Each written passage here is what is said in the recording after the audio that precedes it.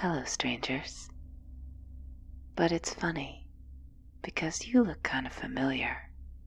This is story number 63. For the purposes of your readers, I am a girl, and in high school, I took French. I attended public school, but that didn't mean we didn't have some pretty amazing facilities. One of them was for any foreign language student who took the optional third year of their language and maintained at least a B average. Hit both of those markers, and you were invited on a year's end 10-day trip to your language's country. My family was decidedly middle class. We did well enough for ourselves, but there was no way I'd get to go if not for this mini scholarship on offer. So I studied my butt off. I ended up with an A and a spot on the trip. Our trip ended up having 18 students and 3 chaperones, Mr. Hall, Mrs. Storch, and one of the kids' parents who volunteered to come as his kid was also on the trip. We flew out on a Tuesday morning, and for the plane ride, I ended up sitting in the window seat next to Mrs. Storch in the middle seat to my left, and Mr. Hall on the adjacent aisle seat. Kind of lame in one way, being the only kid not sitting with my peers, but both Miss Storch and Mr. Hall were pretty chill. No en français prompts or stodgy, "What are you excited to learn about?" awkward questions. They were settled in for the near 11-hour flight, and between naps, meals, and in-flight movies, I got maybe a handful of actual conversations. Miss Storch was from France. Nice, spelled as nice, rhymes with Greece. She told me about the patisserie she'd visited as a little girl, and how even the water there was sweet. When she slept, it was Mr. Hall's turn, who told me about his 3 boys. The youngest had just had his birthday, and Mr. Hall offered me the little chocolate lava cake that came with his in-flight meal, saying if he had to eat another piece of cake, he'd need his airsick bag. I giggled. It's novel when a teacher lets the curtain open a bit, revealing an actual person behind the visage. I liked it, and I was curious about what kind of a person this man, who I'd interacted with for a large chunk of my life as a teacher, well, who he was besides that. But I didn't have any way to relate. I was an only child, just 17, no kids and no stories relevant to chocolate cake to offer in return for his. He smiled, said you're welcome, and the conversation stopped. But then, to my elation, he picked it back up as he surveyed the films on offer for the in-flight entertainment. He had some sarcastic quips for more than a few. He wasn't just a father of 3. He was funny, and it was nice. I wasn't a total outcast or anything. I had my friends at school, but none of them had taken third-year French, so I was basically friendless on this trip. But Mr. Hall, for having 3 kids, was still on the younger side of the scale of teachers. He wore his hair short on the sides, long on top, dressed casually in class, and cracked jokes often. He stood out from the rest of the teaching staff, who tended more towards potbellies and pleated khakis. And here he was, sharing his usual mischievous asides. But this time, it wasn't with the whole class. It was just with me. I felt surprised about all of this, and also good, I guess. But at one point, as Miss Storch snored softly beside me, I felt my chair move slightly. I thought it might be an accident, like whoever was behind me adjusted their legs and kicked the chair, or was digging into the footwell for their carry-on. But then there was another tap, higher up, intentional. The boy behind me asked if I was okay. I told him, yeah, sure. He seemed like he wanted to say more than that. He started to, but then his mouth shut. We landed, and right away I was like hyper alert of Mr. Hall, like we were getting our room assignments. Did I happen to catch his room number? Yeah. He and Miss Dorch gave the room numbers to that group anyway, for emergencies, they said, but he looked right at me when he gave his. I wasn't imagining that. Then again, somehow I ended up sitting next to him on the tour bus the next day. After the tour, the chaperones picked different places and split our small group further between the three of them. I started to head on to Miss Storch's group, as she was heading to La Bonne Mère, but then I felt a tap on my shoulder. It was Mr. Hall, saying, "Jordan, there's the best restaurant in the old port. Let's go." There was no threat in his voice. I wasn't scared. I wanted to go with Mr. Hall. Even if I was imagining his attention, it felt nice to pretend that I could have it. I felt like I'd passed some sort of criteria, and he had deemed me interesting, wanting me around. He made jokes with me, some of which were a little off color. I laughed at them, even if I didn't really understand them as funny.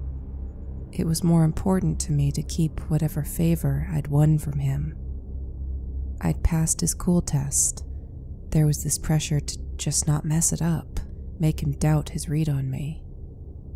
So at one point, he pointed out a woman walking by with a very low-cut shirt, the kind you'd need double-sided tape for. She was screaming into her phone. He leaned over and said into my ear, "En avoir ras le poule." Now in French, there is a slang term meaning somebody who's over it, full-on pissed. En avoir ras boule translates to "my bowl is overflowing." But what he did was swap boule for poule, or sweater. You see what I mean? Like, that's witty. Funny. But he only shared this with me, and it was off color, talking about a woman's breasts with a student. Should a teacher be pointing that out to a student? Should an older man say that to a teen girl, one teen girl out of a class of them? Well, I didn't have time to put myself quite through the thinking exercises I do here. All I can say is that more like that happened, and all I could do was giggle and go along with it, half because I was too awkward not to, and half because I didn't want him to think I wasn't cool. I realized that when I was in my hotel room and my roommate was taking her shower. I was so worn I could just collapse on the bed. My nerves were sapping all my energy, balancing the cool, nice, younger teacher who everyone j'adore, who has a perfect little family, is just being nice, with, but he always sidles up to me. He touches my arm to get his attention. He's saying stuff that's jokes, but it's sexual jokes. I didn't know why, but somehow I knew that if I didn't play along, he might feel rejected. It was a lot. On day 4, the boy from the plane, the one who tapped my chair, came alongside me, and we ended up sharing a 2-seater bench on a bus near the back. He was quiet the whole trip, but as we got up to disembark, he cleared his throat and then told me, "If anyone does anything to you, I've got you." I just looked at him and thought, what? And he repeated, "Anyone." He said it with meaning. I blinked, laughed, and said thanks, I guess, wanting this awkward moment to pass by as quickly as possible. Deep down, though, I think I knew exactly who anyone was. 6th night of the trip, Mr. Hall sent another kid around to our rooms. He had a movie playing and wanted to know if any of us wanted to drop by and watch it with him. This was sold as a group thing, so I went. But when I got there, it was more selective than I'd been led to believe. Including the kid who'd walked around to gather us, There were only 3 kids, and, of course, Zach, the boy who told me he'd had my back. He wasn't among the invitees. But I was already there, and Mr. Hall was smiling and ushering me in. What else could I do? I entered his room. All of the rooms had a tiny sitting area separate from the bedroom, equipped with a couch, TV stand, and TV. The adults were crammed together on the couch, leaving the floor for us kids. I sat primly on the floor in front of the couch, eyes glued to the movie Mr. Hall had put on the little television. It was a movie I'd never seen or heard of, en français of course. It led me to believe this movie was educational. It had Robert Downey Jr. and Val Kilmer in it, so I cracked a joke about it being a Marvel DC crossover. Mr. Hall laughed. There were 3 students and the chaperone besides us. It came out that the chaperone was an old friend of Mr. Hall's from when his older son, now in college, had been in French too. It was in front of this chaperone that I was originally sat, but as one kid would get up to fetch popcorn, and the chaperone got up to grab his phone or whatever, somehow Mr. Hall ended up behind me. I could feel his legs. They weren't touching me, but they were on either side of me. I could sense them the way a cat uses its whiskers to sense obstacles off to the side of where it walks. The others began to peel off. I waited until I saw the second kid getting up and began getting up myself, intent on following them out. But Mr. Hall stopped me. He told me a really funny scene was coming up. I stayed. The chaperone himself bade us good night, wanting to go downstairs and call his wife back home. As he disappeared out the door, it just left the 2 of us, and I felt like things were off. Mr. Hall himself got up, so I began to follow suit again, wanting to leave that room, that weird feeling behind. I felt his hands grip my upper arms from behind me, squeezing them gently. He'd bent down to sort of hold me in place on the floor for a beat. Again, Mr. Hall discouraged me from leaving, telling me I should stay to see how it ends. I was torn. My stomach was knotting up. I was trying to walk a line between not offending him versus the growing sense that something was wrong. He went to the bedroom, I assumed to hit the bathroom that was connected to it. I told myself to stick around. As he wasn't in the room, nothing bad could happen, and as soon as the credits rolled, I could leave. Surely he couldn't be put out by that.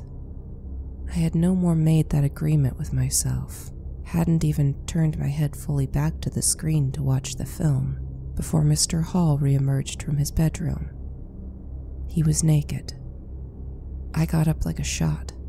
No matter what, this was finally 100% not a joke I was taking too seriously, or a friendly gesture that I was overreacting to or taking the wrong way.